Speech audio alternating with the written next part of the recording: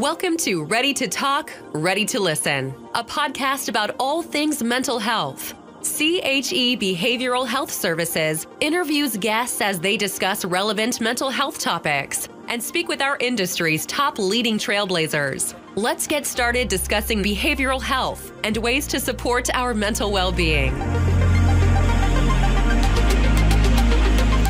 Hi, my name is Dr. Larkin Hoyt here. I am the host of Ready to Talk, Ready to Listen podcast, where we feature top experts and leaders and those interested in behavioral healthcare and mental well-being. This episode is brought to you by CHE Behavioral Health Services. CHE offers comprehensive mental health care solutions, including in-person and telehealth psychology and psychiatry services.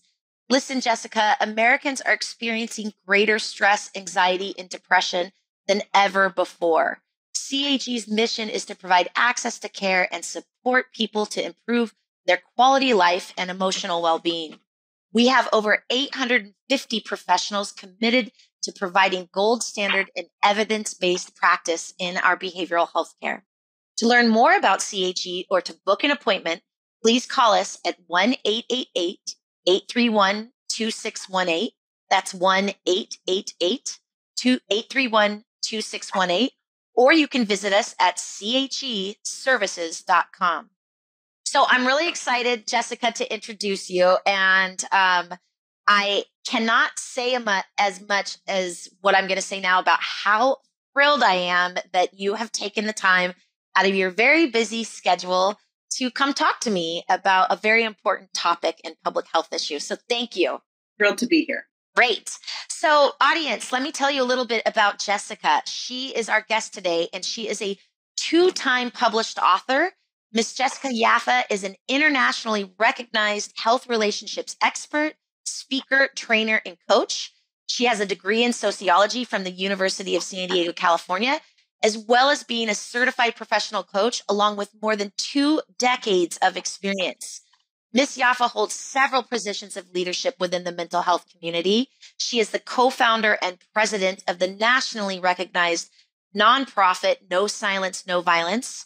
She is the former president of the San Diego Domestic Violence Council and the president of Jessica Yaffa, LLC. She has been featured on several high-profile talk shows, as well as in numerous publications in print and on the web. She also is a survivor of extreme domestic violence. Ms. Yaffa has dedicated her professional life to improving the lives of thousands of women, children, and men. Securing her place among the top ranks of thought leaders and domestic violence experts, she is shifting the way we view and talk about and address relationship abuse. After extensive work in the private rehabilitation sector, intervention services, and numerous community initiative programs, Ms. Yaffa recognized the profound need in our communities for prevention education, professional training surrounding topics of relationship abuse. It was because of this need that Ms. Yaffa actually began traveling the country, speaking to universities, government agents, attorneys, treatment centers, hospitals, mental health professionals, and even first responders. You name it, she spoke to everybody. She has developed unique trainings and certification programs for professionals and transformative, inspiring workshops that speak to our communities. Perhaps I think the pivotal moment of her career thus far was the epiphany that her vast knowledge of dysfunctional relationships offered her unique insight and an intimate understanding of the dynamics of healthy relationships. She realized that through reverse logic, the exact symptoms that break down a relationship can actually build it up. Understanding that unhealthy relationships and healthy relationships are actually 2 sides of the same coat. As I like to say, 2 horns on the same goat, right? Ms. Yaffa became a certified relationship coach, offering private coaching for people and couples to help them realize and affirm their true value, find freedom in vulnerability, and step into their authentic selves. Wow, Jessica. Her expertise expanded to include relationships in the workplace, and she has helped numerous corporations and organizations embrace cultural diversity, address communication issues, and increase emotional intelligence at all levels of the organizational hierarchy. It is here at the helm of a movement to eliminate relationship abuse and strengthen the bonds that tie us together, that Miss Yaffa has triumphed over tragedy. Wow, Jessica, may I say, what an intro and what a gift this audience is getting by listening to our podcast. Thank you. I'm so happy to be here, and it's a real honor to have been asked. Well, absolutely. Audience, today we're going to be talking about a very, very important public health concern that impacts all of us and our communities at large. We experience it not just in a macro system, meaning beyond our communities and across our nation, our world, but we also experience it individually. And we are going to learn a lot more from this expert about intimate partner violence. And at the end of the podcast, we will also share some resources that you or your loved ones can access if you find that you may be experiencing an unsafe place or a domestic violence or intimate partner violence issue, and you need help and support right away. So that will be at the end of our podcast, and we'll make sure to plug those resources for you all. Jessica, can I ask you some questions about intimate partner violence and domestic violence, and just helping our audience shed some insight into this public health issue and how we can, as community members, learn how to address it and be responsible, active participants within our villages, so to speak? Absolutely. And appreciate you creating the space to talk about such an important topic that ultimately we aren't creating enough space to talk about in general. I know it's not one, what do they say, 6 degrees of separation, or what is the long-standing pop culture game, 6 Degrees of Kevin Bacon? Not to make light of it, but it is not 6 degrees of Kevin Bacon when it comes to domestic violence or intimate partner violence, is my understanding, that it's much closer and it happens to so many people, most likely people in our own lives. Is that true? It is true. Many of us who don't necessarily have a lot of education about intimate partner violence or domestic violence really think about it as someone else's issue, right? It only happens in certain sects of the population, to people who have experienced certain kinds of backgrounds, who have certain beliefs, who have grown up in certain ways, et cetera. And statistically speaking, we know that that just isn't true, that ultimately we all are impacted by domestic violence. And if we have been fortunate enough to not have experienced it on our own, it's guaranteed that we certainly know someone or multiple people that have. And the likelihood, if we're not aware of that, is that we just haven't had the opportunity to create a safe space where it has been disclosed. Well, I hope that today we will definitely, it's not a hope, we will definitely create a safe space between the two of us so that we can share this amongst the community at large and create opportunities, or at least come away from, after listening to this podcast, come away with, some ways to help manage it. So let me ask you this. For our audience, and even for myself, I just learned, growing up as a psychologist, so to speak, I always referred to incidents that, were either physical or violent or et cetera, whether in my private practice or even or personally with friends, et cetera, as domestic violence. But now I'm understanding there's a more umbrella term, if it is, and I'm hoping you can shed some light. What is IPV, intimate partner violence? Am I saying that right? And what is it really? You are, yeah. And there are a couple of reasons that we are really steering away from the term domestic violence. And it's for really the primary reason that you've just described, which is that when most of us think about domestic violence, we think about black eyes, broken bones, bruises, hospitalizations.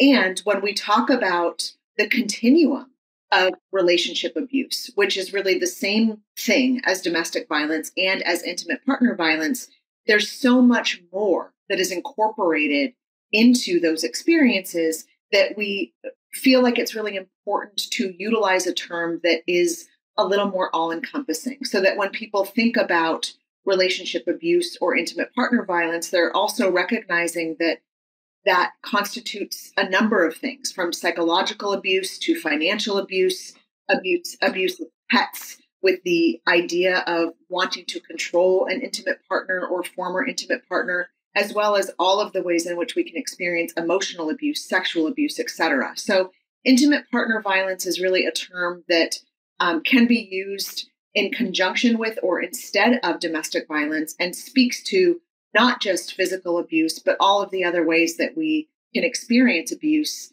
at the hands of a intimate partner or former intimate partner.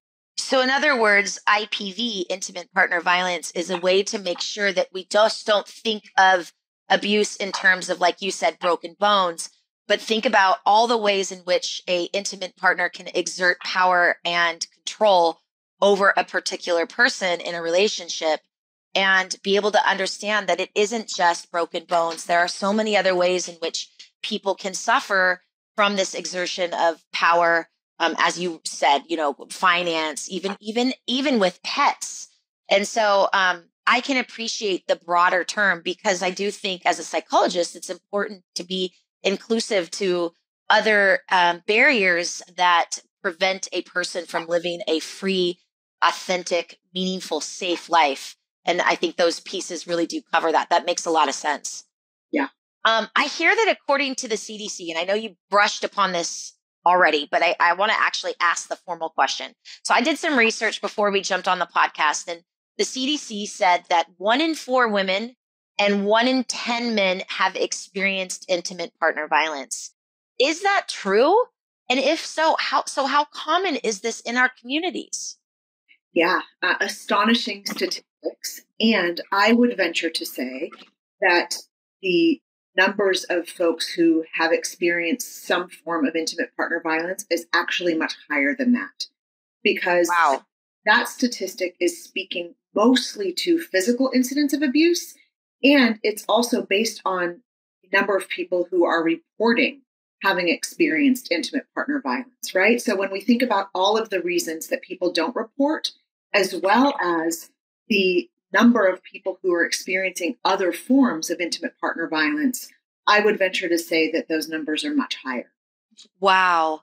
Again, I think it goes back to the important term of definition of intimate partner violence, and how much it expands on the continuum. There's just so many ways in which a person can be impacted. And, the data that's out there probably is just like collecting it from hospitals, so to speak, right? Like, they don't necessarily, people don't self-report this, a lot of times also because of all the stigma that it brings to a person that's suffering from an abusive relationship. And so they often probably collect this data, or CDC, or some form of way they collect it is through probably emergency room visits or paramedic calls. And so it really kind of narrows the field to say, oh, this is the definition, 1 in 4 of women, when in actuality, there's so many other ways in which someone can exert control over a person that isn't necessarily collected through that data. Am I getting what you're laying down? Absolutely. And I think the second piece being what you spoke to just briefly is that not only are we likely getting reports from places that are documenting physical abuse, but we also know, statistically speaking, that only around 10% of abuse incidents are reported. And so when we think about that in combination with where the information is coming from, it's really apparent that even if we are including self-reporting numbers, that those numbers are really skewed. Wow. So there's a lot of work that needs to be done. And I think, as I think about mental health in general, I'm a big stigma buster. And when I think about intimate partner violence and how much it can really affect the people that we treat, it's so important as community members to create and generate some awareness and start talking about this. 100%. I in many conversations that I have, whether it be, in fact, in all conversations that I have, whether it be in professional contexts and or community contexts, I really preface each conversation with a statement surrounding the idea that we are all coming into contact with people who either are currently experiencing or have experienced some form of intimate partner violence on a daily basis. Oh my goodness. And so when we think about that as sort of our reality, it has the opportunity or the capacity to really change the way that we're showing up, right? What kind of language am I using when I'm asking people that I'm connected to about their experience in relationship? How is it that I am engaging in ways that allow people to feel safe with me rather than my appearing as being closed off or shut down? Am I someone who sort of gives off the vibe in any number of ways or for any number of reasons, often unintentionally, that I am not able to take on and absorb experiences that you might be having that constitute intimate partner violence for, again, a variety of reasons? Or am I using language and messaging and gestures that really indicate that I'm open and that I'm available and that I want to come alongside you? And so it is a topic that we all have responsibility to show up in well. And there are some really basic ways that we can begin to self-identify as a safe person, and then collective ways that we can begin really working on becoming safe places, whether it be organizations, communities, families, etc. I think what I'm hearing from you is, a saying that I love to just fall back on, and it's words make worlds, right? Like, the power of language is so important, especially in situations in which there's a lot of stigma that comes with a particular context, like intimate partner violence, or talking about suicidal feelings, or talking about mental health. It is something that is so important for us to understand the power of words and to choose them in a way that promotes safety, promotes a sense of openness for the other person that may be experiencing these things, so that they feel comfortable and in a judgment-free, kind of objective, non-biased place to really be able to speak to these so that we can dive in and start to help them. But if we're not conscientious about the words in which we use, even unintentionally, we could shut them down. And I know that that's no different even with people who experience suicidal ideation. It's very similar in that the topic is sensitive enough because there's so much stigma around it that we do have to be careful, and that we do not careful, mindful. I don't necessarily want to say careful, because it's important to, feel confident in addressing these people and helping them so that we can get them the support and the interventions as needed. But just one choice of words could really either promote them or encourage them to speak up, or not to speak up at all. Am I hearing that correctly?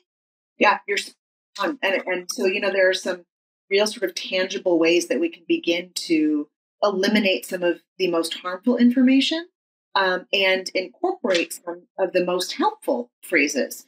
I like to, engaging in this part of the conversation with anyone, really acknowledge a couple things. One being, survivors are already walking around with so much shame and self-judgment, right? So when we begin to ask questions that often are coming from a really good place, or our intention is good, and yet they sound like, why would you have, or why haven't you, or how could you, right?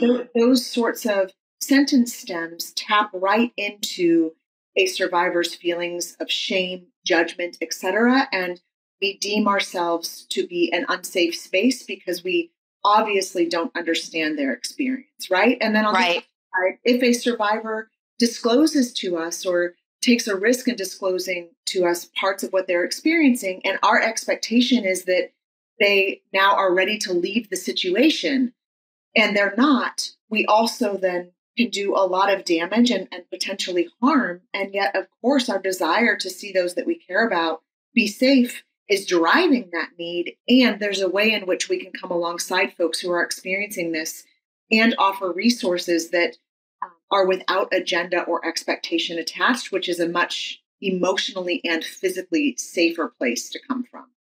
What are some words like, well, I guess I'm going to hold on that for just a second, because I think that it's better first, let's talk about before what we can do and kind of intervention or preventions as community members, not even necessarily from a mental health standpoint or, a mental health professional, right? How do we recognize patterns if a loved one may be experiencing intimate partner violence? Like, let's say I'm not a psychologist, Jessica. Let's just say I'm just me, Larkin, right? And I'm worried about a friend. I feel there's something amiss. What are some of the signs that I should look for in my friend that may be experiencing this and may not be talking to me about it? Yeah, it's a really good question. And the signs can vary really significantly. I like to talk about the signs or red flags as being on a continuum, meaning that if we're talking about some signs that are in like the red area, right, which is like high alert on the continuum, those are things that we're going to obviously be able to see, right? So bruises, broken bones, black eyes, total isolation, etc. Those are going to be things that are happening in a more obvious way that we certainly want to ask questions about, right? Again, none of this constitutes intimate partner violence per se, right? There could be a lot of reasons or explanations why someone that we love and care about is showing up in these ways. And it's just about sort of the acknowledgement that we want to ask some additional questions or have an opportunity to have a conversation. Then as we sort of move into the green and yellow, which are things that might be a little more difficult to recognize physically and yet are important to pay attention to, are things like, do we have a loved one who used to be really prompt and reliable and they're constantly late and seem really stressed out when we're together and are always checking their phone? Oh, right. Or when we're engaged in a conversation with them or an activity, is it imperative that they pick up the phone when their partner calls, because the idea of missing a phone call is anxiety provoking or paralyzing, right? Is a partner always with them? So maybe I have a friend or family member who's no longer, who I'm no longer seeing alone. They are always with a loved one, and the loved one seems to be sort of steering the conversation and in charge of kind of what my loved one or my friend is sharing. Those are kind of things that, again, could have lots of explanation, right? And have nothing to do with intimate partner violence, and yet are just some additional opportunities to ask questions.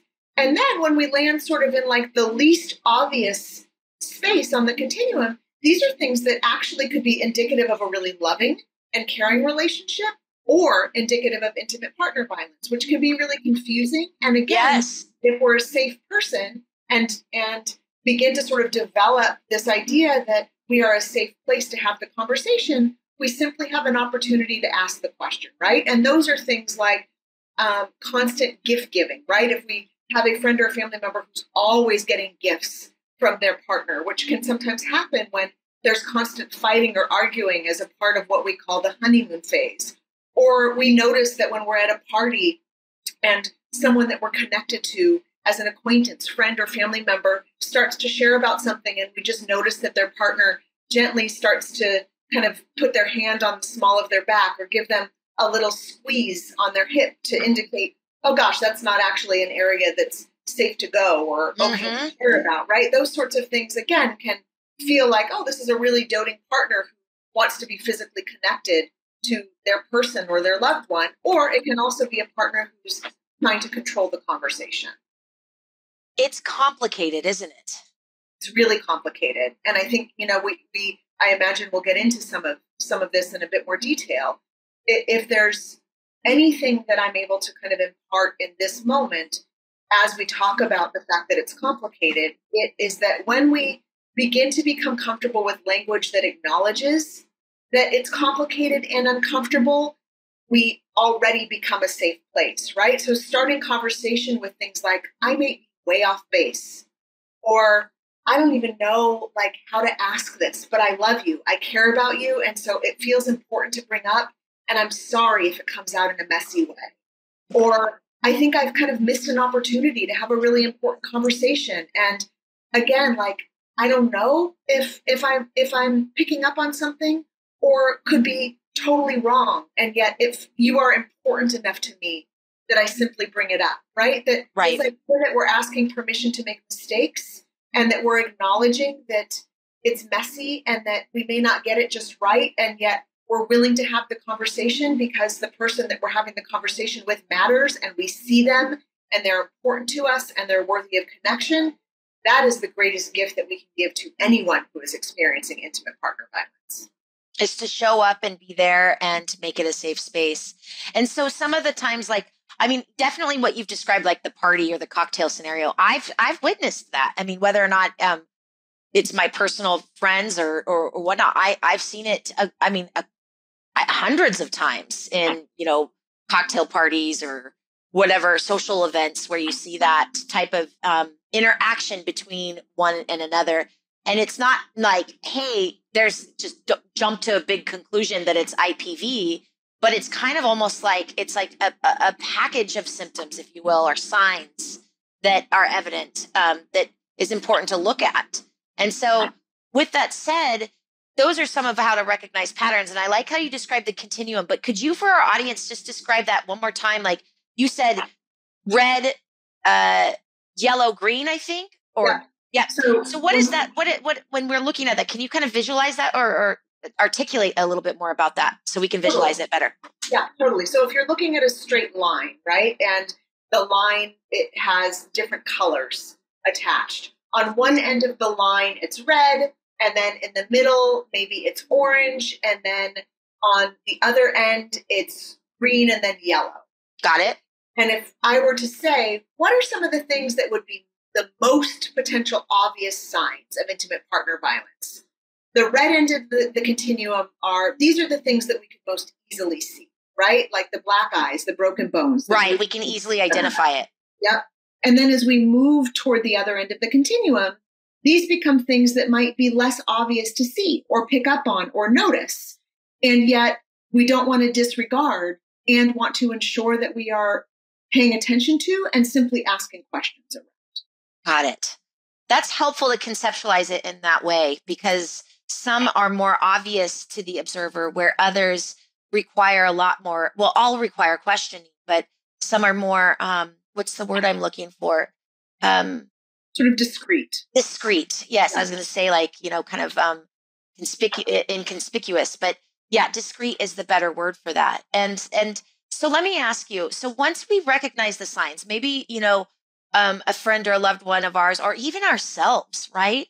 We may recognize that we're not necessarily in the red on that continuum, but we could be in the yellow or green. Once we recognize those signs that this may be occurring, how is the best way to help the person or to even, so let me ask, it's kind of a two-pronged question. If it's a loved one and I've recognized some of those signs on the continuum, how's the best way to help him or her? And the second part of my question, if it's me, how's the best way to help start the process to work through this? Where do I go? How do I start? Yeah, really good question. I know it's a big one. I'm sorry. if it's a loved one, we can sort of break it into three parts, right? One part is sort of coming back to what I shared a few minutes ago, which is I could be way off base here. I care about you so much. I could be wrong. And yet you matter enough to me to take a risk in having the conversation, right? I like that. That's number one. Number two is I have no expectation surrounding what you decide to do or not do, which allows the person on the receiving end to feel like if I disclose, I'm not then expected to leave my partner or make some sort of drastic choice, right? I can share this with this person who is offering me this safe space and not then be expected to make a particular decision or have a particular outcome. So that's number two. Judgment free. Judgment free. Yep. I'm here no matter what you decide. I like that. And then number three is I also want to be alongside you in this. And I recognize that I don't have all of the answers. And yet I'm willing to come and want to come alongside you in order to find the right kind of support and resource so that you do have a professional space should you be interested in gathering resources and just having a safe place to talk through this, right? Which, again, alleviates some of the pressure from us because often we don't bring up the conversation because we feel like, what in the world am I going to do if this person discloses that something is in fact happening? I'm not an expert. I don't know. Right. I don't know what to say or how to help them get out of this if they choose to, right? And so that third part is there are a lot of things that I don't know either, and you're not alone in this. And I'm here to support you in whatever ways feel helpful to you. I think that does create that really what you just said, 1, 2, 3, those steps really do define and create a safe place for that person to be open about it. And especially if they're ambivalent, right? I often say to my clients, with ambivalence, ambivalence is like climbing a fence and straddling the fence. And then I lead up with a kind of a funny joke, not to say that this issue is funny, but I do believe humor it creates resiliency. So there's my pause to the audience here, my apology before I said it. But ambivalence really is like climbing the fence and straddling it, right? And what's the problem with straddling the fence? The fence of ambivalence about whether I leave this person or not, right? In this particular contextual situation is I'm straddling this fence. It's, the only consequence right now is a sore crotch. Climb down. You got to climb down on one side or the other. But what you're telling me is that if I'm a friend and concerned of a loved one, I don't have to be the person that has has to make sure that they climb down one of that fence around ambivalence. If anything, I should not say that at all. I should say, it's okay to not have to make a decision right away. It's okay with me. Whatever my expectations are, none. I just want to be a safe place to talk to you, regardless of if you're ambivalent or not. That's right. Right? Okay. That's helpful. So, okay, we talked about how do we recognize patterns if a loved one may be experiencing intimate partner violence? We talked about the continuum as far as red, greens, and yellows, and how we can recognize those patterns, kind of conceptualizing that continuum of red, green, and yellow. And then you've also talked about how we what we can do to help someone who may be in an intimate partner violence by, really going through those 3 steps and creating a safe, judgment-free space. So I appreciate that because I think it is helpful for me and our audience out there. So we're talking about intervention just now, but now I'd like to shift the conversation a little bit and talk about prevention. So what are some prevention strategies our audience or our communities should know more about? Yeah, really, really good question. So if we sort of think about intimate partner violence as being all about power and control, right? Needing to have a sense of power or control over another human being in order to feel like we have control over ourselves or within ourselves.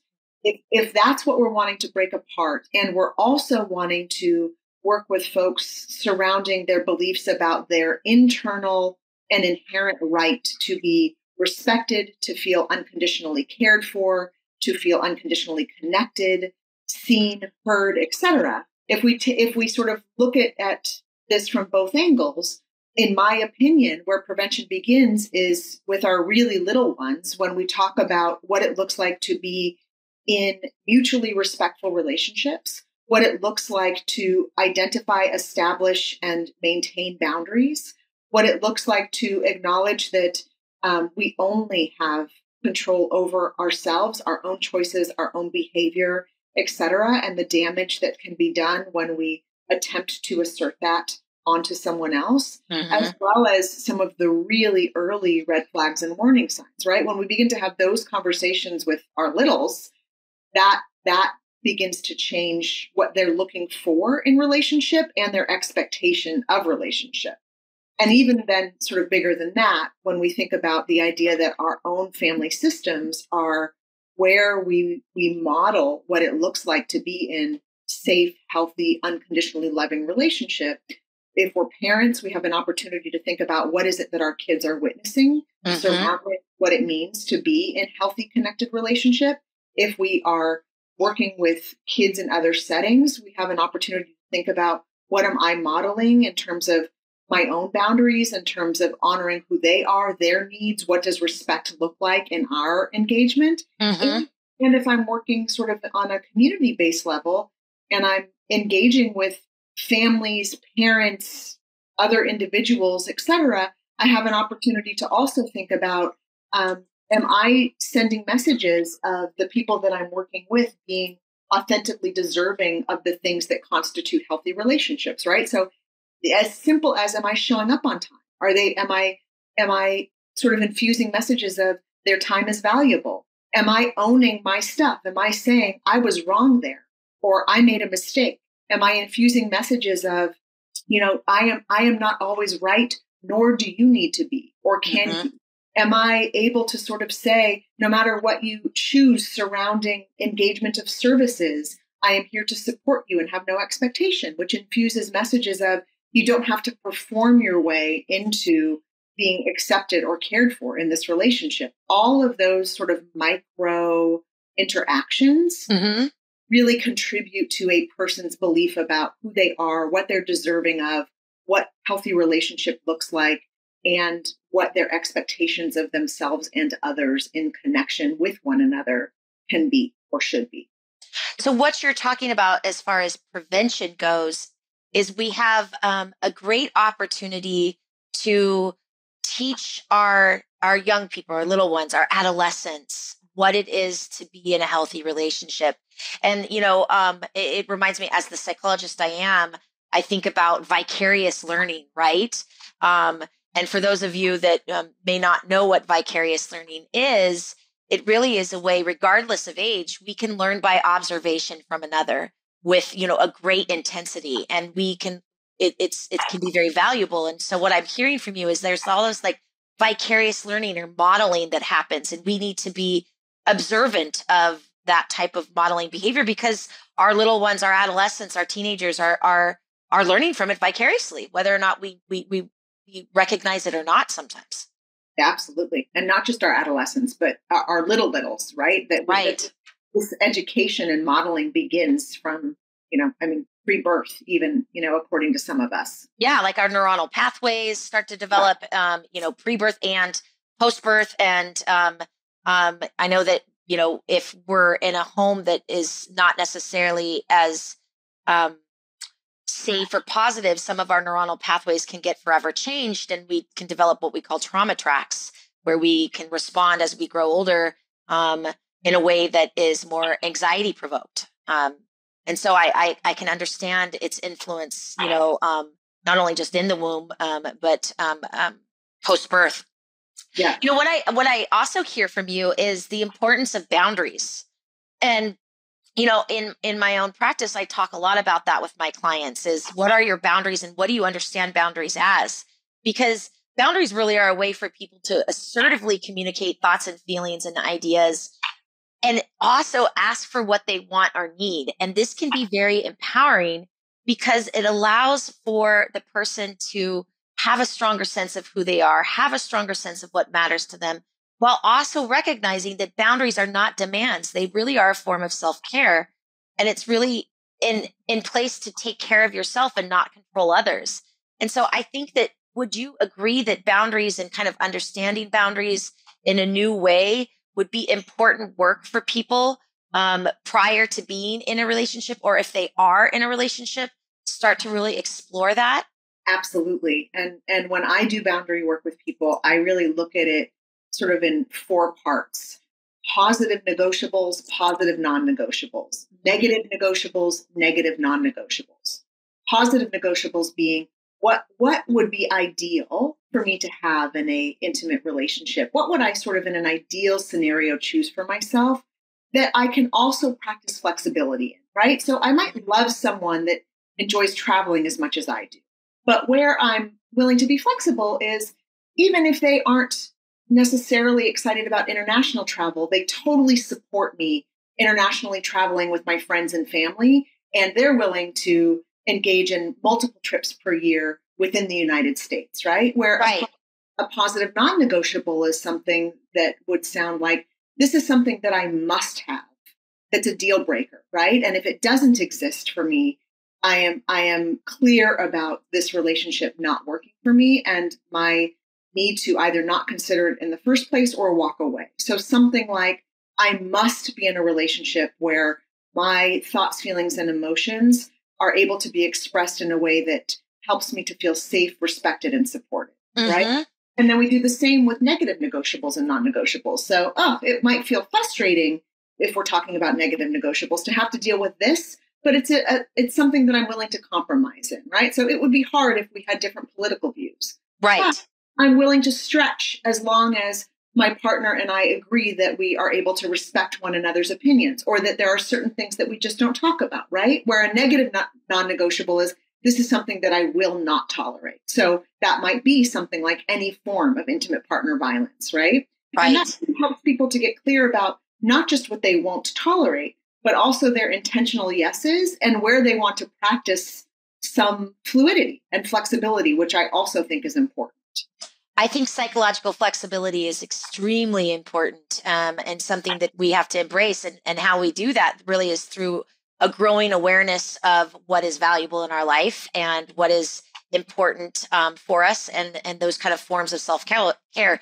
Those boundaries are important. And I really like how you broke them down into positive and negative non-negotiables, because some of us, there's so much interaction and dynamic in relationships, right? It's not that relationships are sometimes they are experienced not linear, right? There are so many different dynamics that go into relationships. And so really being able to break them down kind of into 4 categories helps promote and communicate to one another what is acceptable, what is compromise, and what isn't. And I think that that gives relationships a really good start.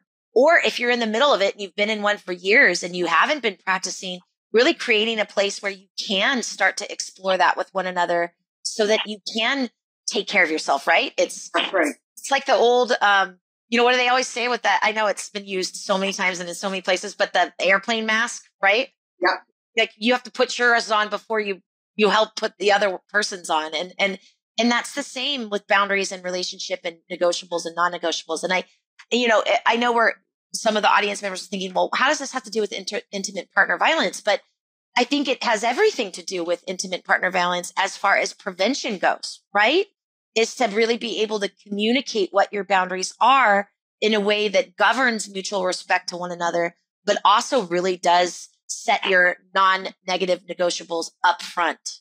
For sure. And then the other thing that this does, and sort of where it crosses over, is that if we feel like we can't share something that it feels really important to us with our partner, there's an opportunity to ask ourselves, what's happening in my relationship that isn't allowing me to feel safe in expressing this thing? Or if I'm noticing that my non-negotiables are continuing to be trampled on, what might that mean? And might I want some support in beginning to just sort of flesh some of this out? Yes, absolutely.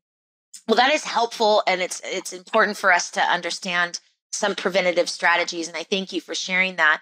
I want to just pivot for a second. I know we talked a little bit about how our community can help to stop IPV. And let me ask you this. There's October. I've just read that October is the month for domestic violence awareness.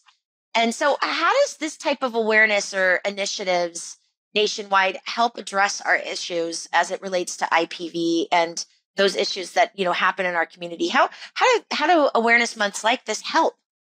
Yeah, good question. I think first and foremost, it just sort of creates an opportunity for this issue to become top of mind for people who aren't necessarily thinking about it, right? And offer an opportunity for at least the beginnings of education and continued efforts to eliminate stigma. So it's about education, the sharing of information, the providing of resource, the sort of tips and tools around what to do if you might be experiencing intimate partner violence or how to help a friend.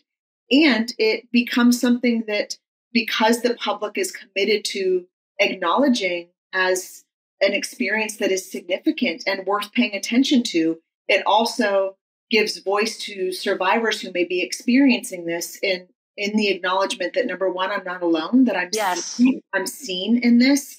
And number two, there is hope, right? That as we begin to sort of provide the access to resources, utilizing October as one opportunity to sort of spread those resources, survivors, number one, begin to feel a little less alone and can also begin to feel a little less stuck. Healing can happen in numbers. Absolutely. The power of numbers, the power of that kind of collective conscience that moves towards something that I think that can provide resiliency and hopefulness. And I hear you that these type of events that are dedicated in months really do allow for so many opportunities to decrease isolation and celebrate survivorship and resiliency, and also address those that may be also currently in a crisis like this in IPV and get the help that they need. It's almost like a parade, if you will, right? There's all this access. There's a spotlight for this month where you might be able to discover resources that you didn't know prior existed. Yes. I like that. So let me ask you something really about kind of policy. I know we're not going to go into tons of politics and policy. We purposely wanted to stay away from that, and I appreciate us doing that. But I do want to ask you. I know that in policy recently, like in state and federal levels, they've talked, like in the news, a little bit about the boyfriend loophole, and I wanted to just get your kind of understanding of it. Have you shed some light on what this is, and for our audience who may not know what the boyfriend loophole is, it's potentially a bipartisan gun deal announced by senators in response to mass shootings, and a bipartisan group of senators had tentatively, I'll emphasize, tentatively reached a deal on a gun bill that would expand what is known as red flag laws and spend more on mental health and close what they call the boyfriend loophole that allows some domestic abusers to buy firearms. So what do you think about this, and what does that mean for our communities if this tentative deal that's reached on could expand red flag laws? How can that help us with IPV and reducing it, and can it? Yeah, the short answer to that last part of the question is absolutely. The boyfriend loophole was really designed for one primary reason, and that is that prior to conversation around the boyfriend loophole passing, the way that the law has been designed is that guns were not accessible for purchase by perpetrators who have any sort of record attached to domestic violence that were married to a victim and or have had a child with the victim. Okay, so it's specific to married and with children. Correct. And so the boyfriend loophole, just as it sort of states in its name, it is sort of the acknowledgement that folks who have perpetrated any form of intimate partner violence should not have access to purchasing weapons, no matter whether there has been a marriage and or child involved, right? So the boyfriend loophole then includes everyone that has perpetrated any sort of intimate partner violence, regardless of the status of the relationship and or children being byproducts, which just, again, provides an extra layer of safety to victims and acknowledges that relationship dynamics can look a multitude of ways, and that anyone who has perpetrated domestic violence should not have access to weapons, and that any survivor who has experienced domestic violence should also have the reassurance that no matter sort of the dynamics of the relationship, that this is one way in which they are able to feel a bit more protected. Absolutely. It's basically a form of means restriction. Correct. Because a lot of these incidents happen within seconds. And if a person who is a perpetrator in intimate partner violence there's a delay there, it could save lives. Correct. Similar to I'm talking about homicidality, but it's similar to suicidality in that, we teach means restriction all the time for those that are experiencing suicide ideation. And we do means restriction counseling with their loved ones. And one of the things we first talk about is, making sure that there is a removal of lethal weapons in the home, because it's, within seconds that a person can kind of execute their plan. And that delay does save lives. Yeah. And so I see it very similar in that, closing the boyfriend loophole could create that delay enough to save lives. Really well said. So I know we're coming up on time. What are some resources we should know about? And prior to that question, I really want to talk a little bit about your mission and your nonprofit organization so the audience understands it. Jessica has a nonprofit organization called NoSilence, NoViolence. Can you tell us a little bit about NoSilence, NoViolence and its mission? Absolutely. So NoSilence, NoViolence was really created as a result of my own personal journey as a domestic violence survivor, and recognizing that there were far too few safe spaces where survivors were able to come for unbiased, totally transparent, and very sort of trauma-focused and trauma-centered support. And so NoSilence, NoViolence in its inception was really created to do a couple of things. One, really being that we continue to focus on the elimination of stigma and break down some of those barriers, along with providing prevention and early intervention education. The second being that we really are positioned, we did and continue to position ourselves as sort of being the gap filler for services, meaning that when other sort of more traditional nonprofits are unable to meet the need of a survivor, that we're able to say, we can do that. And so NoSilence, NoViolence's mission is really to also be able to provide crisis support and or other kinds of support to survivors who are struggling to find access in more traditional ways. And so that could mean ensuring that a survivor's 3-year-old is able to play t-ball with the other 3-year-olds, or that a survivor's high schooler who's preparing to go off to college has access to a laptop computer, or that a survivor has a new outfit to show up to the first day of work in. So these sorts of things are really something that we pride ourselves in being able to do, and the organizations around us that are governed by state and federal funding that have more restrictions around how they're able to utilize their resources really then look to us in order to be able to meet some of those kind of less traditional needs. I absolutely love the work that you do. I know that we've partnered together for years and have known each other as colleagues for years. And let me ask you, this is a nonprofit organization. Is it completely reliable on donations?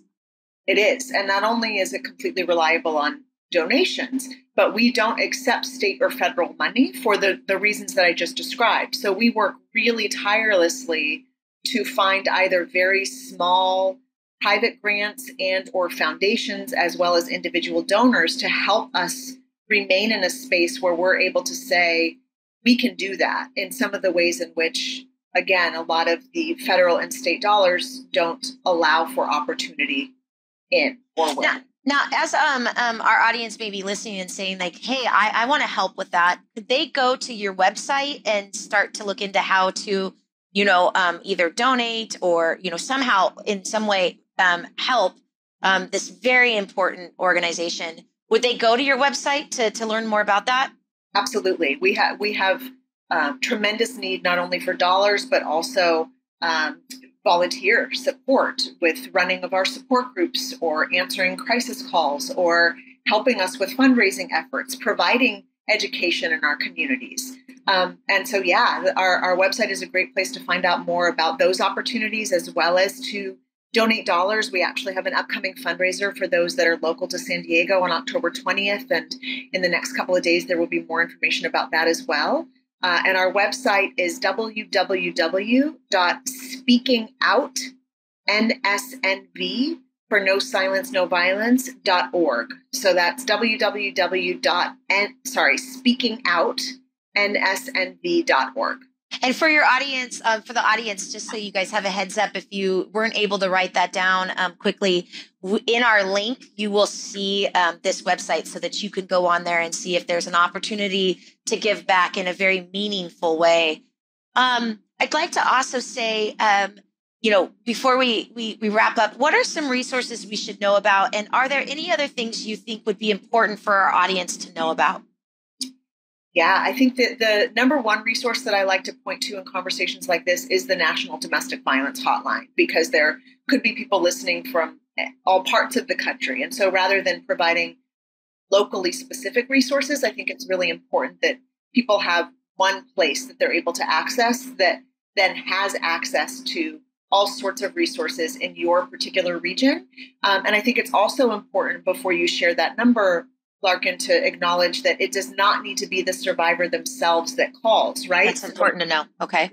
If you're a friend, a family member, a mental health provider, and are wanting to access resources in your area or on behalf of a loved one, or you're needing support, the Domestic Violence Hotline is a really great one-stop shop in that way.